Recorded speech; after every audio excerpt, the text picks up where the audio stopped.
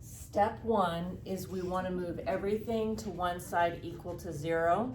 But before I start moving things to one side, I want to take this x plus 2 quantity squared and multiply it together using FOIL. So I'm going to take x plus 2 times x plus 2. So first times first, x times x is x squared. Outer x times 2 is 2x. Inner 2 times x is 2x. And then last 2 times 2 is 4. And then let's go ahead and bring down everything there on the right-hand side. Bring down my equal sign, and then combine the like terms. 2x and 2x make 4x. Bring down the x squared and the 4. Okay, so now that we've simplified each side, we are going to move everything to the same side equal to 0. And when we're making that decision, knowing ahead of time that these ones we're going to go ahead and factor rather than using the quadratic formula, we would really like the leading coefficient to be positive. If I were to subtract 2x squared, then I would end up with negative 1x squared, and my leading coefficient would be negative. So I want to move all of these terms to the right side so that my front one is positive.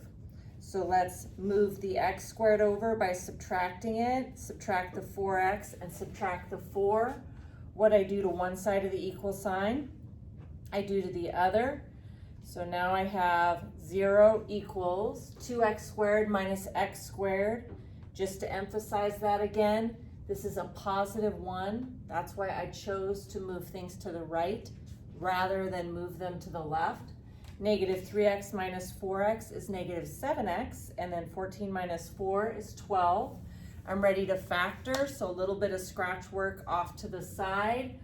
1 multiplied by 12 is 12. The number in the middle is negative 7. We want to think of two numbers that multiply together to get 12 but add up to negative 7. So I'm going to come off to the side for the number 12 and start listing the factor pairs, starting with 1 and the number itself. So 1 times 12. 12 divided by 2 is 6. 2 times 6. 12 divided by 3 is 4.